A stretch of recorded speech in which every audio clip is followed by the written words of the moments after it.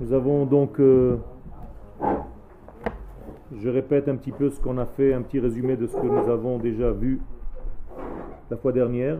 Nous parlons donc de la racine, de la source de toutes les délivrances, et donc que l'exil d'Égypte est un modèle de base pour tous les exils, et la sortie d'Égypte est un modèle de base pour toutes les délivrances.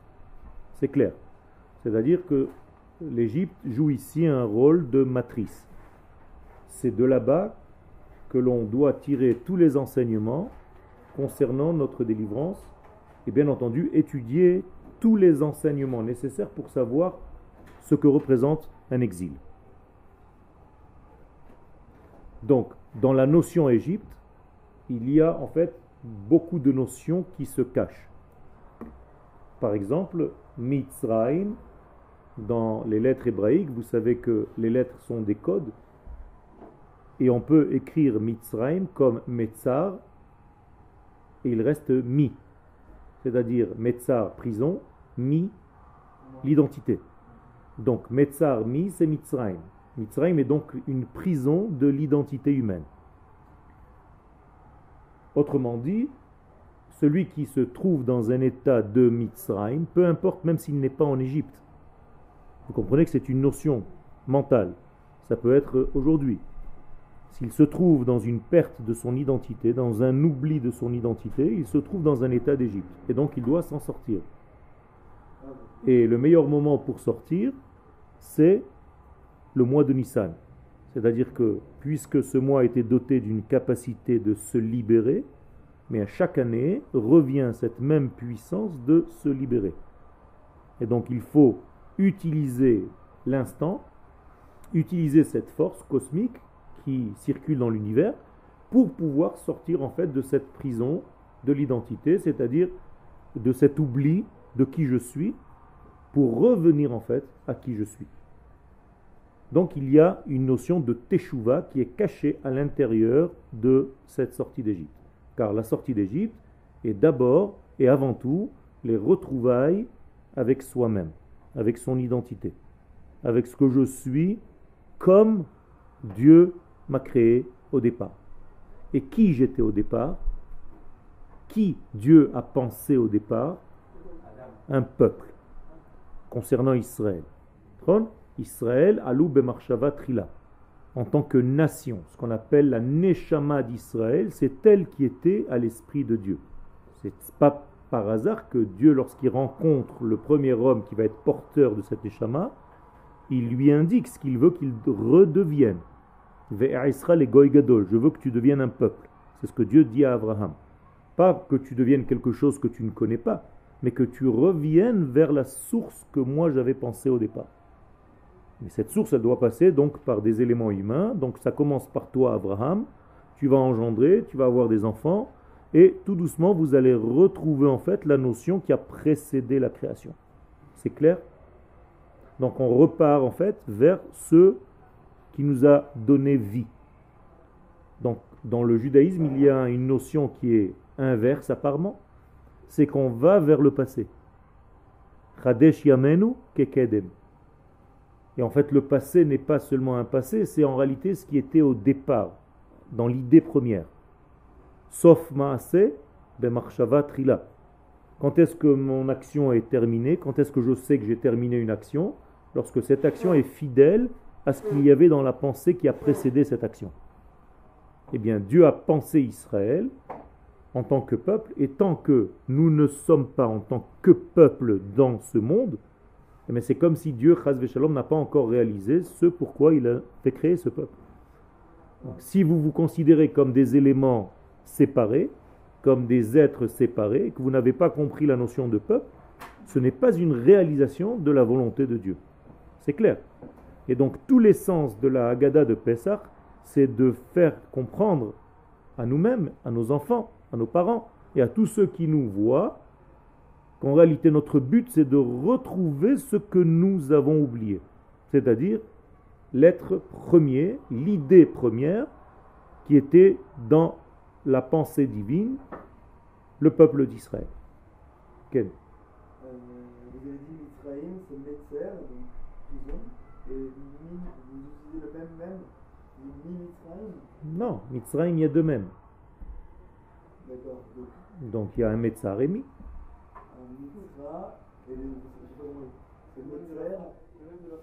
Le même du pluriel de Mitzrayim, le même de la fin, tu l'utilises comme Mi et il reste Metzar. D'accord? C'est les mêmes lettres, j'ai rien changé. Ok? Donc c'est la prison de l'identité. Donc, ça c'est le secret de ce que nous avons vu. Maintenant, pourquoi descendre en Égypte? Pour retrouver ce que nous avons perdu. C'est ça en réalité que nous avons posé comme question. Et le Rav Harlap, rappelez-vous, nous a dit que seulement dans un état d'Égypte, c'est-à-dire seulement dans une prison telle que l'Égypte, paradoxalement parlant, on peut retrouver notre identité. Et quelle était la leçon qui se cachait dans ce message du Rav Harlap? C'est que précisément dans les moments où tu te sens le plus mal, c'est là en réalité où tu vas retrouver ton identité perdue. Donc c'est comme si on te baignait dans un trou noir, on te plongeait dans une nouvelle dimension qui cache en réalité ton origine. Et dans cette dimension, comme tu te sens perdu, ta tendance est de revenir à ce que tu as perdu. Et je vous ai donné l'exemple que dans la plaie des ténèbres, précisément, lorsqu'il faisait très noir, très nuit, c'est là-bas où on a trouvé l'or, l'argent et les vêtements pour sortir d'Égypte. Et que tout ceci est un message, pas seulement que nous avons utilisé nos voisins égyptiens, mais que nous avons récupéré les étincelles qui étaient en fait tombées en Égypte.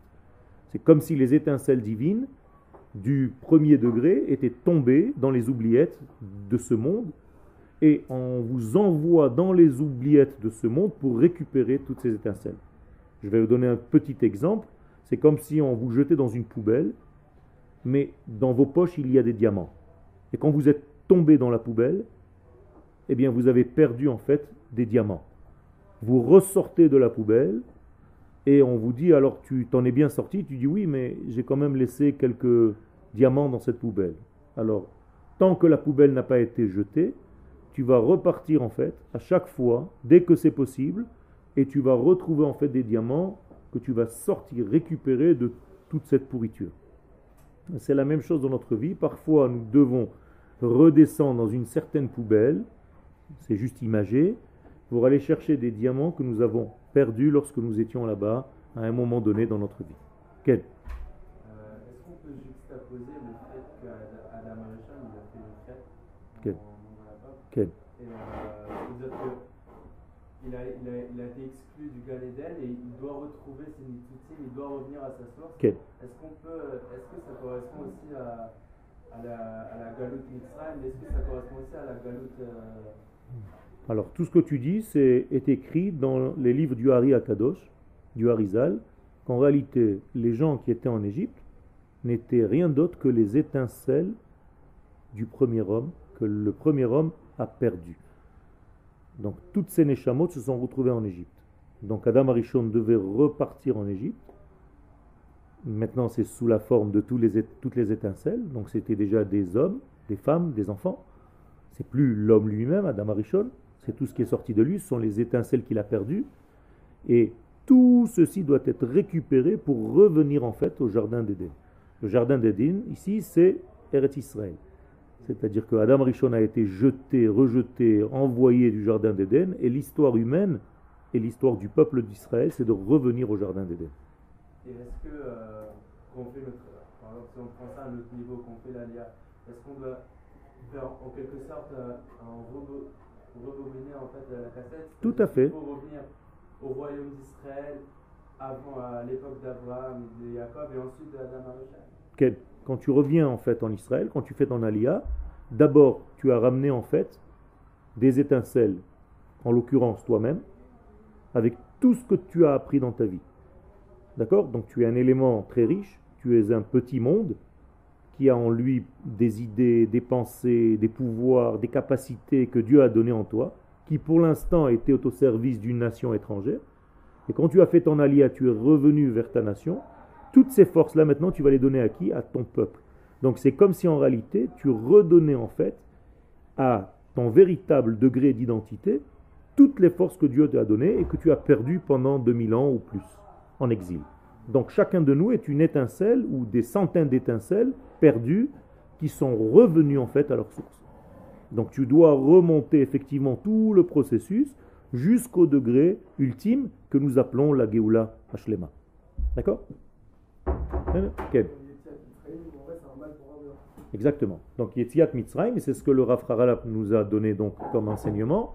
Ne le prends pas seulement dans son sens négatif, utilise le noir pour retrouver des éléments de lumière. Si déjà tu es dans le noir, ne laisse pas le temps passer pour en sortir, mais apprends quelque chose. Imagine-toi, tu as acheté une voiture, tu as eu un accident, Chas v'shalom. Ta voiture est rentrée au garage, on a réparé ta voiture. Tu viens 10 jours après, tu récupères ta voiture. C'est tout? Non. Le temps où elle était au garage, tu as dû faire un travail sur toi de prise de conscience. Peut-être que tu es un mauvais conducteur. Et donc tu as fait un travail sur toi pour que la prochaine fois, Be'ezrat Hashem, on n'a pas juste réparé la voiture, on te l'a ramenée comme elle était. Il s'est passé quelque chose. Tu as gagné quelque chose dans cet accident. Chas v'shalom. Donc c'est comme ça qu'il faut voir. Et si je dois traduire ça au niveau de votre vie, à chaque fois que vous avez un problème, utilisez ce moment-là pour gagner quelque chose pour l'avenir, pour ne plus refaire cette bêtise à l'avenir, pour sortir renforcé de cette expérience que vous venez de traverser. Quand une fille vous a quitté, quand vous avez une histoire d'amour qui s'est cassée, eh bien, c'est la même chose. Utilisez cette force pour renforcer, pour devenir quelqu'un d'autre, pour redevenir un nouvel homme. Et ne pas refaire les mêmes bêtises que tu as faites avant avec l'autre personne. La même chose dans tous les domaines. C'est clair. D'accord? Donc, tout ceci, nous avons dit que raconter l'histoire donc de la sortie d'Égypte, Harezeh Meshubach, rappelez-vous, qui était en réalité le grand gagnant de ce racontage, on va dire? Celui qui raconte, lui-même. Parce que quand tu es capable de dire les choses, d'exprimer les choses, tu es en train de guérir. Vous comprenez que la guérison passe avant tout par la parole. Vous êtes conscient de cela? Oui ou non? D'ailleurs, en français, on l'entend bien, la maladie veut dire ce qu'elle veut dire. C'est-à-dire, c'est une impossibilité, une incapacité de dire. Elle a du mal à dire. Donc la maladie, sa guérison commence d'abord par un bon dit. D'accord? Parce que la parole, c'est l'essence de l'homme. L'homme est différent de tout par son essence, qui lui est propre, seulement à lui et pas à d'autres. C'est-à-dire la parole, le verbe. Ruach memallela. Kadosh Baruch Hu nous appelle un souffle qui parle, une pensée parlante.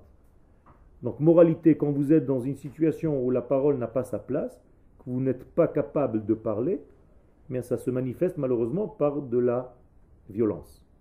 Car le mot alimut, en hébreu violence, c'est la même racine que le mot ilem, qui veut dire muet.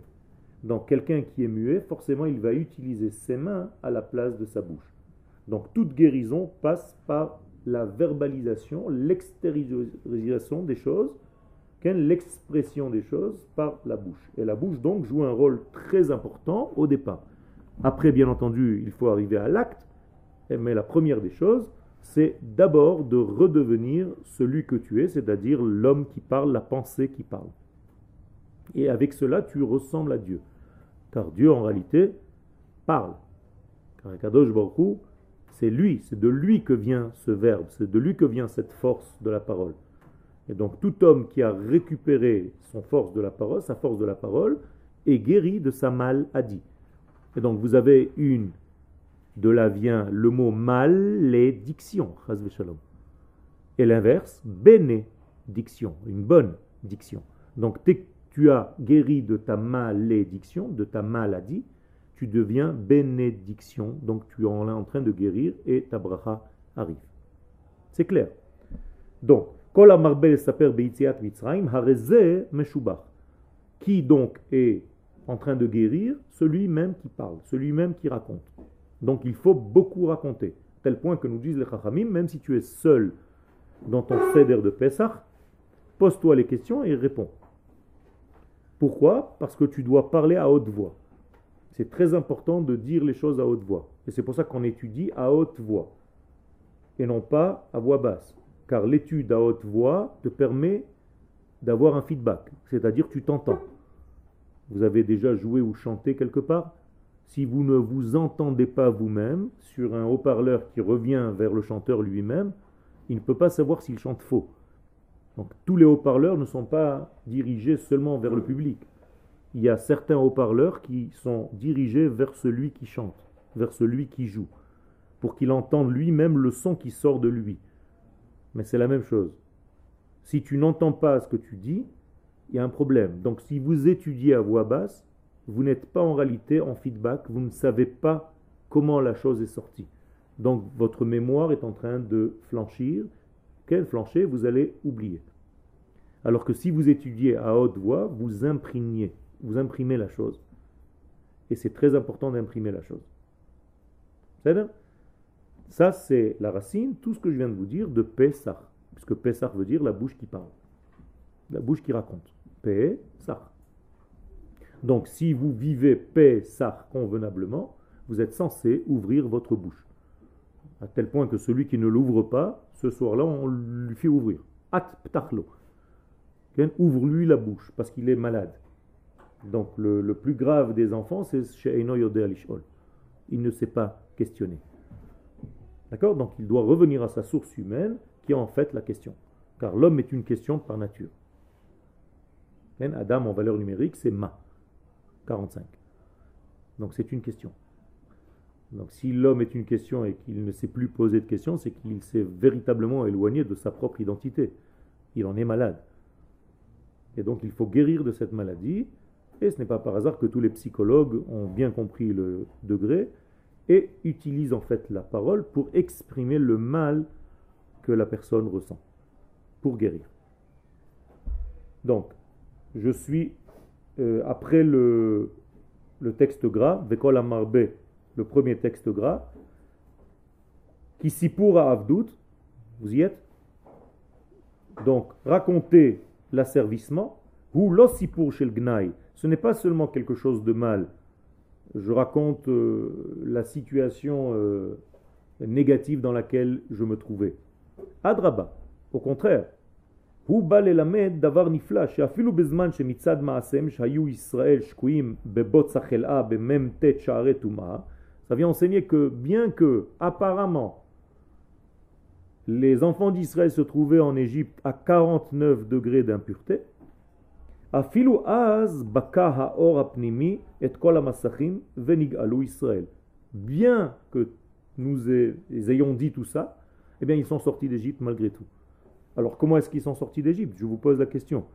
S'ils étaient à 49 degrés d'impureté, qui a fait en sorte de les faire sortir d'Égypte? C'est pas possible. Quelqu'un qui faute ne peut pas sortir d'Égypte. Oui ou non? Ils sont à 49 degrés d'impureté, c'est-à-dire ils sont dans un moment d'aveuglement total, de fermeture, d'imperméabilité totale. Alors expliquez-moi. Sur quelle base s'est basé Dieu pour les faire sortir d'Égypte? Est-ce que quelqu'un a une réponse? Peu importe. À 49e degré, on est déjà presque foutu. Alors c'est quoi? Qu'est-ce qui les a fait? C'est quoi cette étincelle? Ils sont sortis grâce à eux ou grâce à autre chose?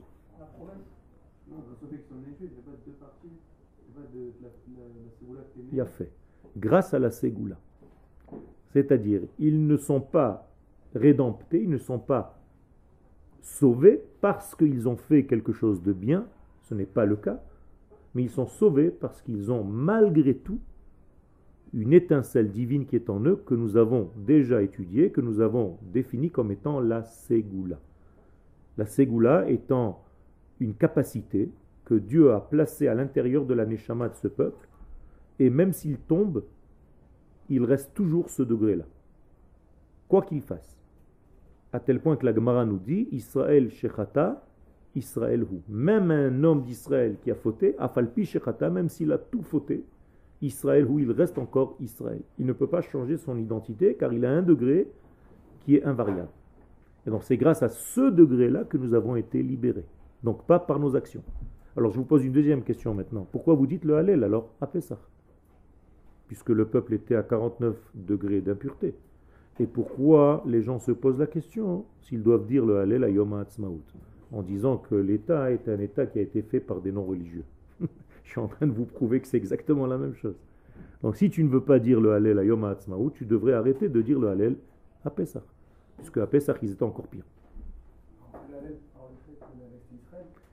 Ça veut dire qu'en réalité, on remercie Dieu de son implication dans l'histoire humaine, et notamment dans l'histoire d'Israël. Et que malgré nous, d'ailleurs la Haggadah nous dit « Ve'at erom ve'eria », nous étions nus de toute mitzvot, de toute Torah. Et pourtant, et malgré tout, il nous a sortis de là-bas. Ça veut dire que Dieu croit en nous beaucoup plus que nous ne croyons en nous-mêmes. Dieu a foi en nous plus que ce que nous avons foi en nous-mêmes. Et d'ailleurs, on le dit tous les matins, Rabba emunatecha. Dans le Modéani, les deux derniers mots, c'est Rabba emunatecha, traduction, grande est ta foi en moi. C'est-à-dire que Dieu a foi en moi, alors que moi-même, je ne crois pas en moi-même. Parfois. Ken. Mais on ramène pas quand même qu'ils vont garder certains trucs, leurs vêtements, leurs noms. Ça, c'est au début. Donc, Au début, pas à la fin. à la fin, À la fin, c'était fini. D'ailleurs, c'est marqué dans la Gemara, quand ils traversent la mer, les anges viennent et posent la question à Dieu. Halalu ovde avodazara, vehalalu ovde avodazara. Ceux-là sont des serviteurs d'idolâtrie, et ceux-là sont des serviteurs d'idolâtrie, autrement dit Israël et les Égyptiens. Alors pourquoi tu sauves ceux-là et tu noies ceux-là? Une bonne question. Ken.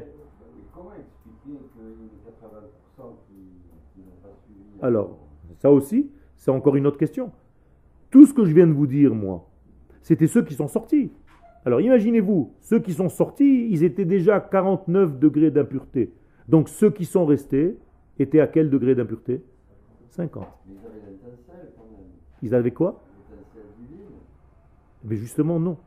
C'est à ce moment-là que c'est décidé ceux qui allaient être porteurs de cette étincelle divine et ceux qui ne voulaient pas être porteurs de ce message. Et donc là-bas, il y a eu la première fois, et la seule fois d'ailleurs dans l'histoire, une décision, est-ce que je fais partie de cette histoire divine qui passe par des hommes? Est-ce que je fais partie de ce peuple ou pas? Et malheureusement, 80% n'ont pas décidé de sortir. Et quand est-ce qu'ils sont morts? Dans la plaie des ténèbres. Et Rashi, si vous regardez là-bas, il dit une seule chose, chez l'Oratzulatset, qu'il ne voulait pas sortir. Et ça s'est manifesté clairement par le fait que nous avons peint le linteau et les deux mezuzot. C'est-à-dire, je fais partie maintenant de ceux qui sortent, en faisant un acte minimum qui me fait rentrer dans le jeu. Et d'ailleurs, cette peinture, qui était en fait du sang de ma Brit Mila, et du Korban Pesach, que nous avons égorgé l'après-midi même. Et on a mélangé les deux sangs, et la Brit et le Korban, et nous avons peint les linteaux et la mezouza. Les deux mezuzot et le linteau. Et où est-ce que nous avons peint? À l'extérieur de la maison ou à l'intérieur? À l'intérieur, pas à l'extérieur, comme vous avez vu dans le film. Ken, c'est à l'intérieur que ça a été peint. Pourquoi? Parce que c'est pas pour Dieu. Dieu n'est pas Batman qui passe au-dessus en volant pour regarder, tiens, celui-là il a du sang, il a fait ce qu'il fallait. Non. C'est toi-même qui devais prendre conscience si tu voulais faire partie de ce peuple. Et Dieu, il sait très bien. Et donc c'est à l'intérieur de ta maison que tu as besoin de donner ce signe et pas à l'extérieur. C'est clair. Ken. Okay. Dernier degré, c'est 50. 50, c'est un point de non-retour. Si tu me poses la question aujourd'hui, c'est la dépression. Quelqu'un qui est en dépression, qui est rentré dans une dépression totale, il a traversé malheureusement la 50e porte et c'est très très difficile, presque impossible de l'en sortir. Donc il faut faire très attention de ne jamais tomber dans la dépression.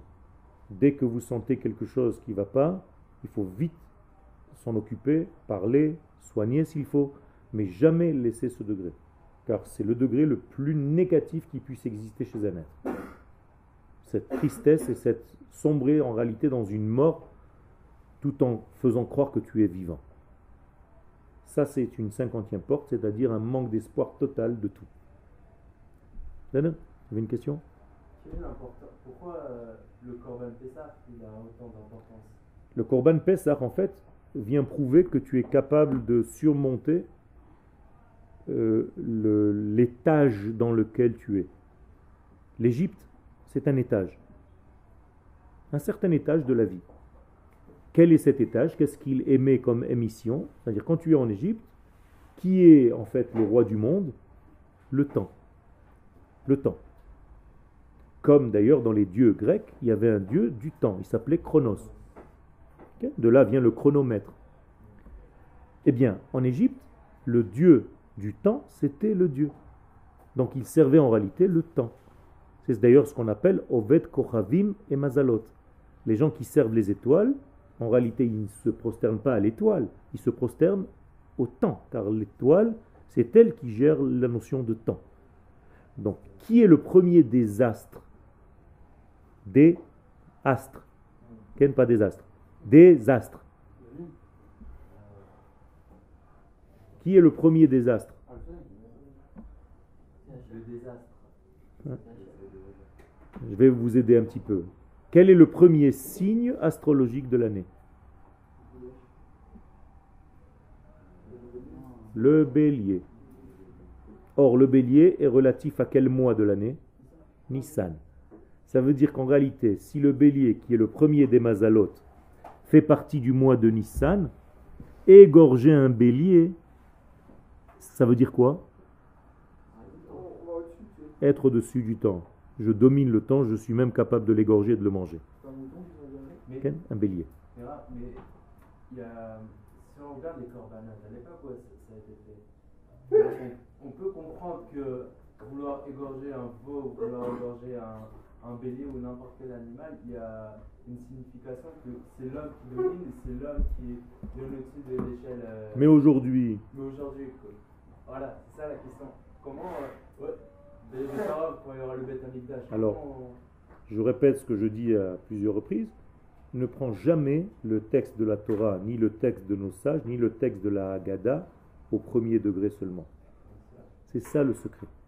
C'est-à-dire que quand la Torah, elle te dit que chacun de nous doit prendre un bélier et de l'attacher au pied de notre lit à partir du 10 du mois de Nissan, c'est une leçon de vie. C'est pas d'amener seulement un bélier à l'intérieur de ta maison qui te fasse ses crottes en bas du lit et pendant 4 jours tu le caches dans ta maison pour que les Égyptiens le voient et qu'ils te vomissent sur le canapé ou j'en sais rien.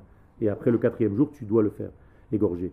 Ça, c'est un acte extérieur, mais qui symbolise quelque chose de beaucoup plus profond. Est-ce que je suis capable, aux yeux de tous les Égyptiens, de prendre leur propre Dieu et de l'attacher au pied de mon lit? Et chaque Égyptien qui passe, qui entend et qui te pose la question, c'est quoi ça? Tu dis, je vous ai pris votre Dieu et je l'ai attaché dans mon lit. Et mercredi, c'est-à-dire 4 jours plus tard, je vais l'égorger. Est-ce que tu es capable de faire ça? Je vais aller plus loin. Est-ce que tu es capable d'affronter et d'être tellement sûr de ce que tu représentes face aux nations du monde? Ou est-ce que tu as honte? C'est ça que ça veut dire. Est-ce que tu as la force de dire haut et fort ton identité sans avoir honte de ce que les nations du monde pensent? Est-ce que tu es capable de défendre ton armée d'Israël en disant que c'est une armée éthique, la plus éthique du monde, légitime, et qu'elle fait tout d'une manière extraordinaire, qu'elle juge ses propres soldats? On n'a jamais vu ça dans aucune armée du monde. Il ne faut pas avoir honte de dire ça. Le problème, c'est quand on a honte de dire ça, c'est que tu ne veux pas faire partie de cette histoire, donc tu ne prends pas ce bélier, tu ne l'attaches pas au pied de ton lit, donc tu ne fais pas partie de l'histoire, donc tu ne sors pas d'Égypte un jour ou l'autre. C'est clair cette leçon? Donc toute la Torah est un message cosmique, codé. Et il faut lire la Torah à tous ces degrés-là, pas seulement au premier degré. Alors d'accord, j'ai pris le bélier, mais qu'est-ce que je fais après? Il faut comprendre ce qui se passe à l'intérieur de ce bélier. Qu'est-ce que je suis en train de dire? Tu répètes ce que je viens de dire. Je n'ai pas compris ce que tu as rajouté à ce que je viens de dire. Il y a quand même, même s'il y a une symbolique, dans tous les cas, on doit quand même agir comme ça normalement. Je n'ai pas compris ce que tu as rajouté de ce que je viens de dire. Non, c'est une question. C'est pas si j'ai bien compris, il y a quand même là. Je t'ai dit qu'on prenait le mouton ou le bélier et qu'on l'attachait physiquement. Mais que ce n'était pas que ça. D'accord? Donc c'est comme faire une mitzvah. Je fais la chose en question, mais je sais qu'il y a quelque chose de plus profond. Quand tu manges la matzah à Pessah, tu manges des galettes? Non. Il faut que tu comprennes ce que tu manges. C'est ça que je veux dire. Et pourtant tu manges, tu mâches, ça va faire du bruit. Mais ce que je veux que tu sortes de mon cours, c'est que non seulement tu manges, mais tu intègres en même temps une notion de ce que la matzah veut dire. Et quand tu vas boire le vin, pareil. Et quand tu vas lire la Megillah et la Haggadah, et ce que tu veux, c'est la même chose. C'est comme ça que je souhaite que mes élèves apprennent la Torah. Qu'on ne néglige pas le degré actif, physique, mais que l'on sache qu'il y a un degré profond qui se cache à l'intérieur. Par exemple, quand on disait par exemple du temps de David Amelech que les guerriers d'Israël sortaient avec leur tefillin pour aller en guerre. Alors qu'est-ce que ça veut dire? Alors bien sûr qu'ils sortaient avec leur tefillin, mais moi je veux dire qu'est-ce que ça représente? Ça veut dire que je sors en guerre avec la conscience par mes tefillin de la tête que je suis rattaché au maître du monde et que ma guerre est légitime. Et je suis capable avec les tefillin de la main, c'est-à-dire à faire passer tout ça dans mon acte. Tu comprends le message? Et pourtant j'avais des tefillin. Donc si tu le regardes de l'extérieur, tu vois un soldat sur un cheval avec des tefillin de la main et de la tête. Et tu te dis, c'est un tzaddik. Mais ça ne me suffit pas, moi, ça. Je veux que le soldat sache et qu'il n'oublie pas à aucun instant au nom de qui, de quelle valeur il se bat maintenant. Et qu'il est capable de transformer cette pensée en acte. Ça, c'est être fidèle. Et quand tu rentres à l'armée en Israël, tu dois à chaque instant penser à cela. Que tu es l'envoyé de la nation d'Israël, donc du peuple d'Israël, donc de Dieu lui-même, pour défendre les intérêts de qui finalement? Pas seulement du peuple et de la nation et de la terre, mais les valeurs de l'éternel. Donc si tu fais ce travail-là, tu es un tzaddik, avec des vêtements de l'armée. C'est bien? Alors ce que je t'ai dit, c'est pour tout le monde. Okay? Tous les degrés de la Torah sont nécessaires, les 4 degrés. Et le degré qui passe par l'acte, et l'allusion, et l'approfondissement, et le secret. Ce sont les 4 degrés avec lesquels nous devons étudier la Torah. Ce que nous appelons le Pardes. Pshat, Remez, Drash et Sod. Ok, on continue. Venire l'aniudati, il me semble, avec l'aide de Dieu, qui mitzat sgulatam apnimit reuim Israël et Igaël tamid. Qui donc sauve Israël, même si Israël est dans un état lamentable, comme c'était le cas en Égypte? Qui les sauve? Réponse, la Ségoula. Donc c'est Dieu qui les sauve grâce à leur Ségoula, grâce à la Ségoula qu'il a insufflé, imprégné en eux, comme vous voulez. Exactement. C'est-à-dire, il les sauve avec un degré que lui-même a placé en eux, comme une carte magnétique à l'intérieur. Donc ça veut dire quoi? S'il a placé cette carte magnétique à l'intérieur d'Israël, c'est que lui-même avait l'espoir de quoi? Que ce peuple un jour réussira. Donc il ne peut même pas leur permettre de rater leur mission. Vous comprenez? Ça va très loin. Ça veut dire que malgré nous, on ne pourra jamais rater notre mission. Vous avez compris ça? Individuel, vous pouvez la rater, mais au niveau collectif. Malgré nous, Dieu est avec nous dans tout ce que nous faisons. Individuellement parlant, tu peux t'extirper, tu peux sortir. Mais au niveau collectif, on est condamné à gagner. Ce qu'on appelle dans le langage du prophète, Netzach Israël, lo yeshaker. L'éternité d'Israël ne peut pas mentir. C'est-à-dire que Dieu a fait confiance et nous fait confiance, puisqu'il a ingéré en nous, implanté en nous cette carte qui s'appelle la Ségoula. Donc depuis le début de l'histoire humaine, et bien avant, il avait déjà fait confiance à ce peuple et il a choisi ce peuple lui seul pour faire ce travail-là. Donc si Chaz v'Shalom on rate notre mission, qui a raté toute sa création? Dieu lui-même. Donc on peut pas, ça ne peut pas exister. Dieu ne rate pas sa mission. Dieu réussit. Mais qui est-ce qu'il utilise pour réussir? Nous. Ça, c'est une autre question. Pourquoi c'est nous qui l'a choisi? Nous le disons tous les jours, Ashrei Ha'am Shekach Halo. On ne sait pas. On ne comprend pas ce secret. C'est un secret qui nous dépasse complètement. Mais à partir du moment où il nous a choisis, on est à l'intérieur de ce rôle. Non, bien avant Abraham. Dès la création du monde, il a choisi déjà de créer cette Neshama qui s'appelle Israël. Après, elle s'est habillée chez Abraham et chez ses enfants. Mais la Neshama existe bien avant Abraham. D'accord? Et c'est la même chose au niveau de Yosef. Yosef Hatzadik. Il y a un verset qui nous dit Vekol asher hu oseh, Hashem matzliach beyado. Tout ce que Yosef faisait, ça lui réussissait. Fausse traduction. Non? Vekol asher hu oseh, Hashem matzliach beyado.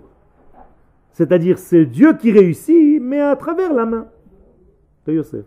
Est-ce que vous comprenez? C'est énorme. Ça veut dire que tout ce que nous réussissons dans notre vie aujourd'hui, qui réussit en fait? Dieu. À travers nous. Et tu ne dois jamais l'oublier. C'est-à-dire que si j'ai réussi par exemple à devenir quelqu'un d'important dans mon peuple, à qui revient tout ce kavod? À Kadosh Baruch Hu, pas à moi. Parce que moi en fait je suis ses bras. Moi en fait je suis sa bouche. Moi en fait je suis ses pieds. Je suis sa cristallisation, sa réalisation sur terre. Exactement. Donc rater cette mission, c'est du Chilul Hashem. C'est profaner son nom, c'est-à-dire profaner son dévoilement. C'est limpide comme Torah, Rabotai, c'est très simple et c'est essentiel. Donc tout Chilul Hashem doit immédiatement se transformer en Kiddush Hashem. Clair? Ok. Tu voulais poser une question? Une deuxième question? Ok. Alors, le verset dit Ve'af gamzot, voilà le verset qui corrobore ce que je viens de dire. Ve'af gamzot, traduction, et bien que, malgré cela, Behiyotam be'eretz oivehem, qui soit dans les pays de leurs ennemis, lo me'astim. Qu'est-ce que ça veut dire lo me'astim? Je ne me suis pas dégoûté d'eux. C'est-à-dire, c'est Dieu qui parle. Bien qu'Israël est encore dans des pays où ce sont des ennemis d'Israël, et je ne les ai jamais quittés, je ne les ai jamais repoussés, ils ne me dégoûtent pas. Velo ge'altim, la même chose dans deux formes différentes. Go'al, qu'est-ce que c'est Go'al? Un dégoût. Les challotam au point de les exterminer. Les hafer briti itam au point de changer le lien que j'ai avec eux. Jamais je l'ai fait, jamais je ne le ferai. Kiani Adonai Elohehem. Et pourquoi? Car je suis quoi? Non. Il n'est pas marqué car je suis leur Dieu. Ah, parce que je suis Hachem Elohim. Il y a les deux noms ici. Il y a le Shem Havaya, Yud Ke Vav Ke, et il y a le Shem Elohim. C'est pas Tiani Hachem parce que je suis Dieu. Alors, qu'est-ce que je viens vous rajouter ici avec ces deux noms d'Hachem qui apparaissent? Qu'est-ce que cela veut dire Hachem Elohim? C'est pas, bien sûr c'est le même, mais c'est deux manifestations différentes. Il y a fait c'est-à-dire le transcendant Yud Ke Vav Ke, celui qui est au-delà de la nature, mais qui est à l'intérieur, qui a pénétré la nature, Elohim, mais pas seulement Elohim, Elohim à eux, précisément, à Israël. C'est-à-dire je suis leur Dieu à eux. Extraordinaire, ça va très loin. Écoutez bien ce que ça veut dire. Ça veut dire je suis l'être suprême qui dépasse le monde, et quand je rentre dans ce monde, c'est à travers qui?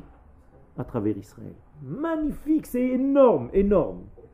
Mais si tu ne le vois pas comme ça et tu traduis en français directement, tu dis car je suis l'Éternel. Leur Dieu, et tu ne comprends pas ce que tu veux dire. Maintenant vous comprenez. L'entrée de Dieu sur terre se fait par le canal Israël. Nous sommes les porteurs du message infini. Rabotai, je dis ça et je tremble. Les gens oublient ce que nous sommes venus faire. Alors on étudie une Torah qui aura des pâquerettes.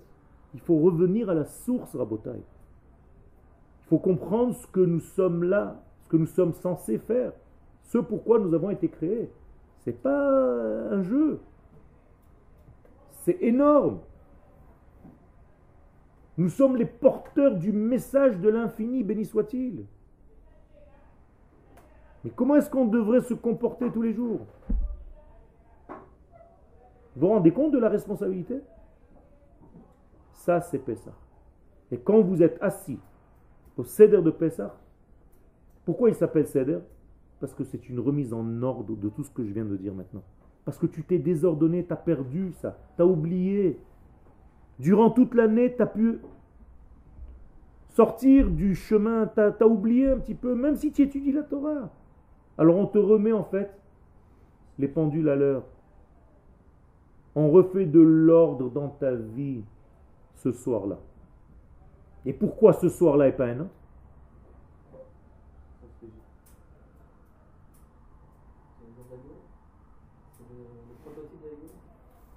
Ça, c'est ce que je vous ai dit après, mais avant tout.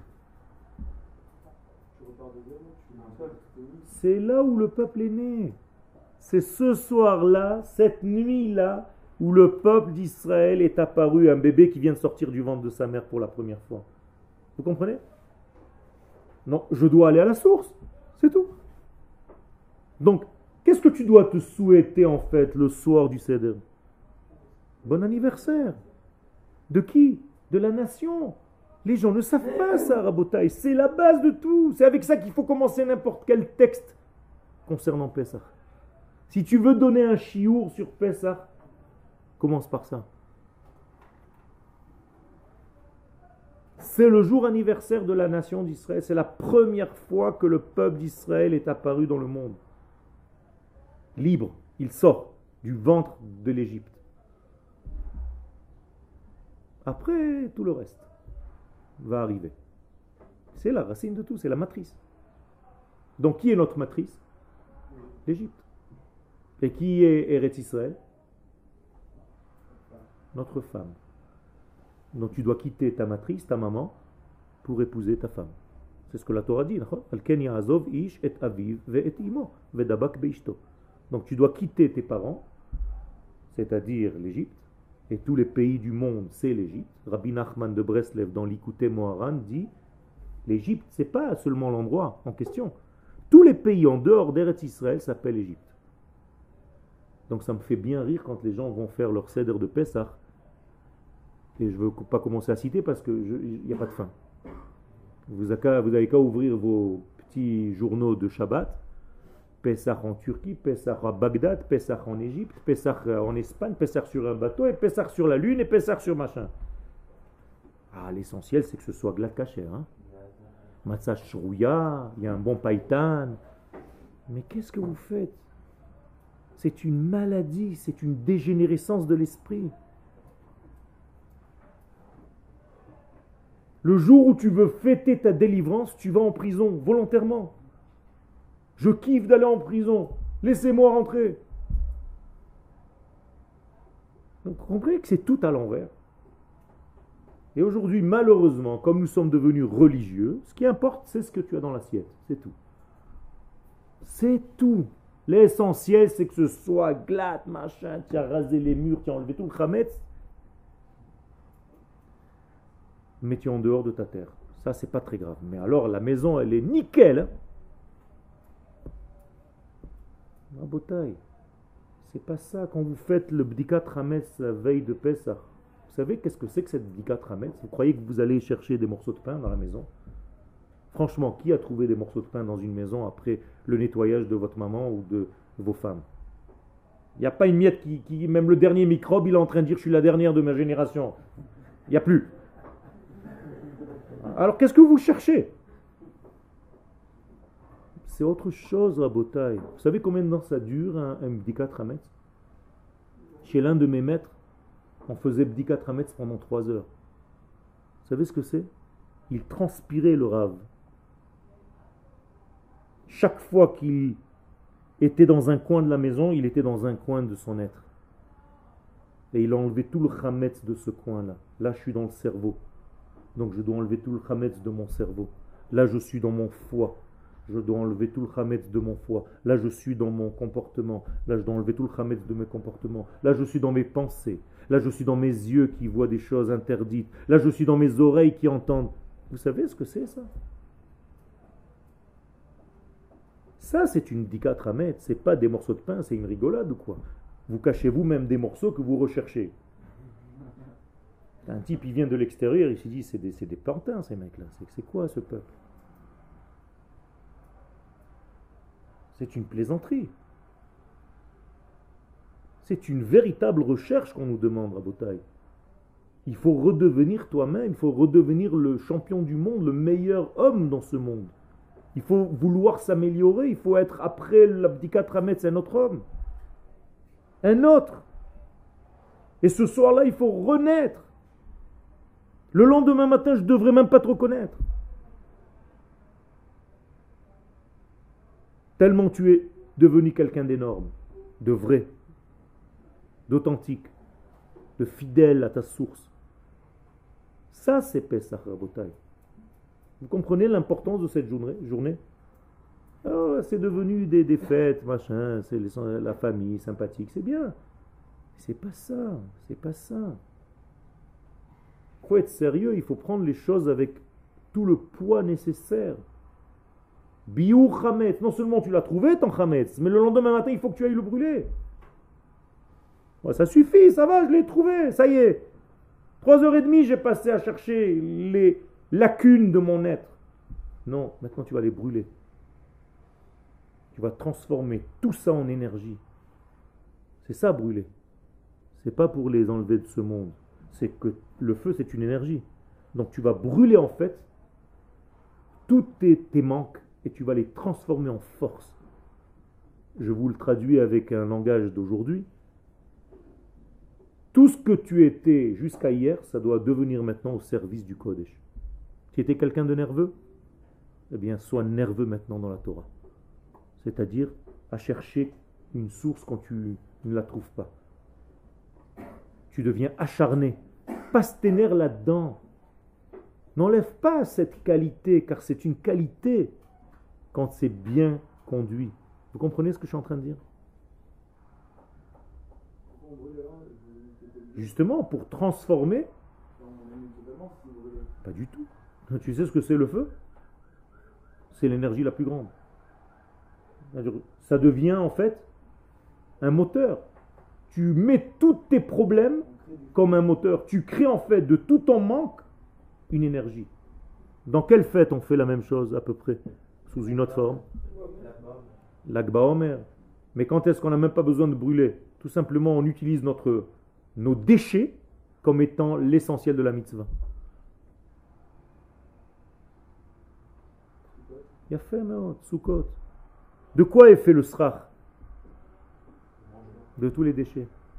Psolet. Psolet, déchets. Goren veyekev. Incroyable. Tu as pris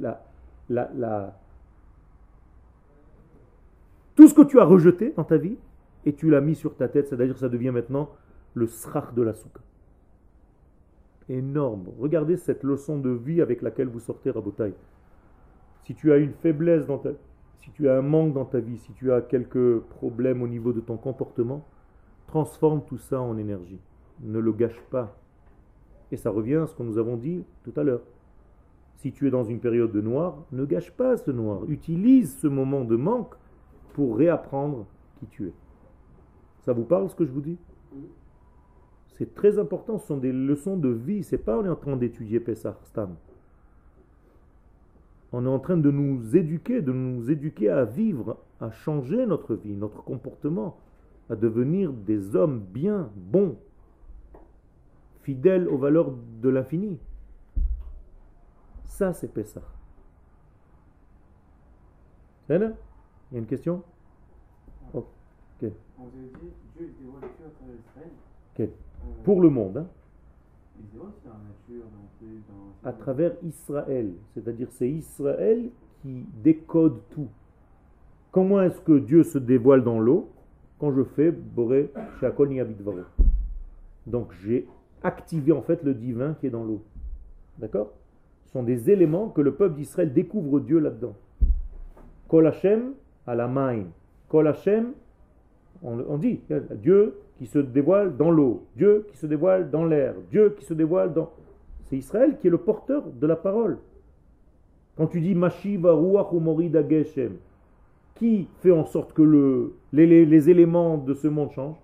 Israël, par leur bouche. C'est incroyable. Alors, c'est sûr que Dieu se dévoile là-bas, mais s'il n'y a personne pour le voir et pour le dire, il y a une nation qui dit Mashiva Ruach Umorida Geshem. Israël. Moridatal, Israël.